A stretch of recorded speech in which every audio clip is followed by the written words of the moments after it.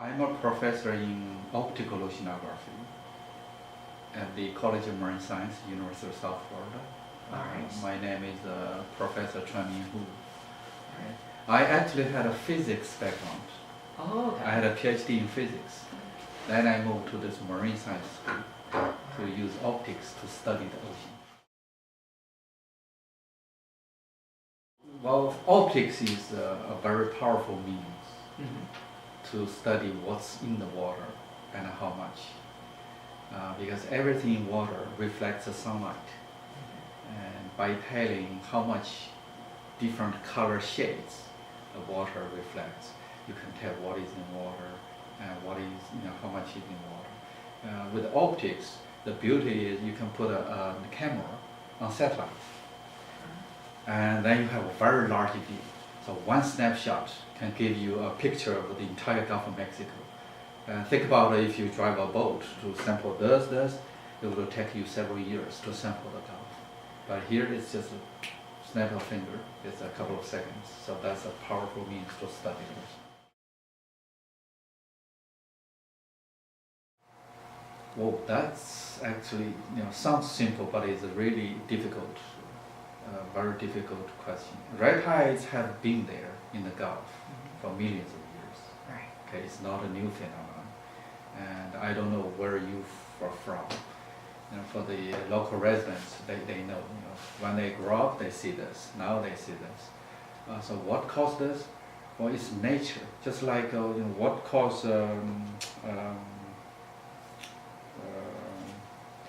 precipitation. Well, it has been there for many, many years. So the sea, so red tide is just a phenomenon. It's a toxic algae. All of a sudden they have a very high concentration. You have a lot in water. Just like you have a lot of algae in your swimming pool, it's greenish, it's algae. But this algae is special. Okay? It's toxic. It has a toxin.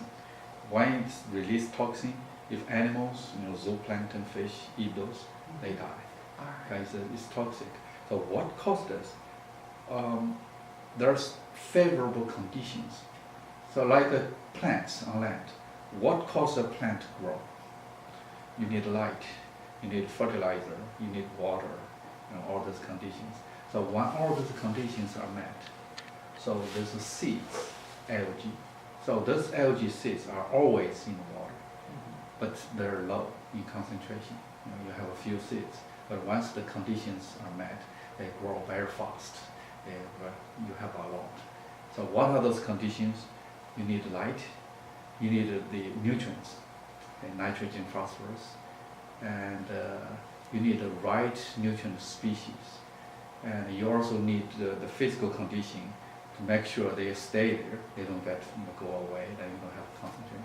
So all those conditions need to be met to have a bloom or a red tide. Well, first, a lot of things die in water. You have seen the video, you have seen the pictures, fish, turtle, or manatee, or even dolphin. So they die. And they die, they sink in the water on the bottom. And so the bacteria eat them, consuming oxygen. Then you have a very low oxygen in the bottom water. That's called hypoxia.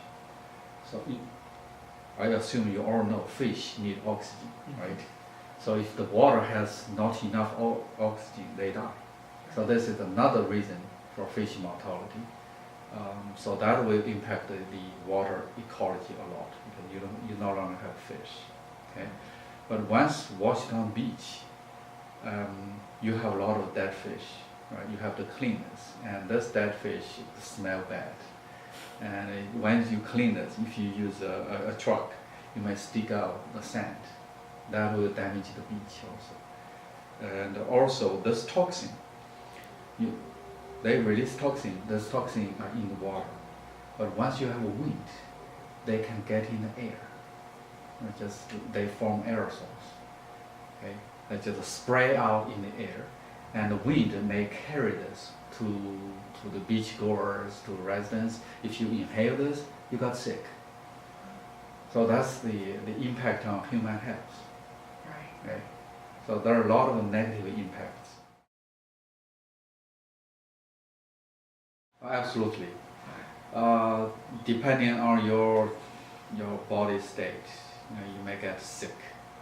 And I also heard from the news. I'm not a biologist again. I don't research on human health. But according to news, the local hospitals in Sarasota received at least 20% more patients due to this red tide, for health or breathing problems.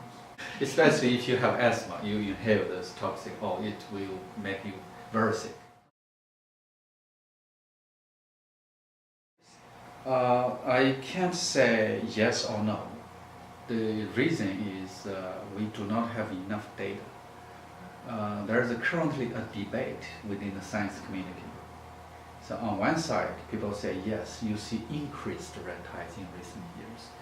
On the other side, we say you can't say this. You can't say increase, decrease, or nothing because you do not have enough data. The reason is that side concluded there's increasing trend based on the measurement of water. You collect the water, you see, what's in that? You collect water, you see what's that. They have been doing this for 60 years, 6 decades. Okay? But if you think how our technology has evolved in the past 60 years, nowadays we have more communication, we have more ships, we have better technology to measure this, and we have more fishermen, so they report more. That doesn't mean naturally there is more things, because you simply go out more often, you measure things more. That doesn't mean you have more things. So that's one reason. So we are trying to tease out this information, whether we have more frequent red tides, for example, in the past 5 years than 20 years or 30 years ago. And nowadays there's a debate on this, so there's no definitive answer.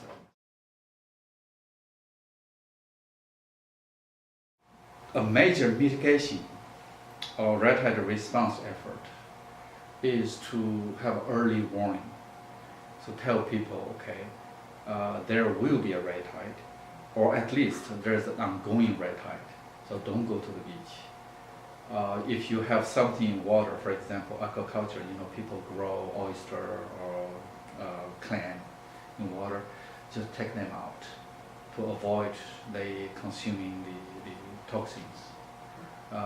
On how to, maybe you are asking, can we kill a red tide? Once the red tide, can we remove that or kill? No. This is simply because of the scale. It's huge. For example, this year's red tide, that is maximum. You know how large that red tide is? I don't. Okay. You know how large Tampa Bay is? Roughly?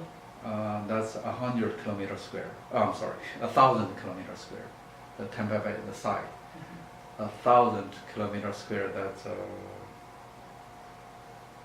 300 square miles, more or less. So this red tide is about 7 times of the Tampa Bay size. Wow. The entire Tampa Bay. That's huge. How do you kill such a huge bloom? Yeah, it certainly. It's like, can you kill a hurricane? So the hurricane is coming. Can you kill it? No, just put something there so it doesn't come here. There's no way.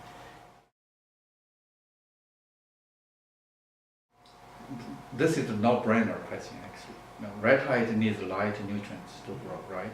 If humans use more fertilizer, and they will be washed to the beach, to the water, right? So the red tide, the algae may make use of this runoff, the nutrients from runoff. But whether or not that is the case, we need a scientific evidence. Simply because it, on the surface makes sense, it doesn't mean it is true, right? So to tease out the causes of red tide, so what caused what, we need to design a scientific experiment to prove or disapprove. It's not, oh, they occur at the same time, or this occurs first, that occurs second, so this is the cause of that one. It's not that simple. I'm pretty sure in science you will learn, especially your biology science the students, right? You need to have a control experiment, otherwise you can't say anything. Mm-hmm. Yeah. So it is possible, and it's a logic to have this assumption, or you may call it a hypothesis, that human activities with more released fertilizers may fuel red tide, so you have more red tide. It is a hypothesis, but we need scientific proof.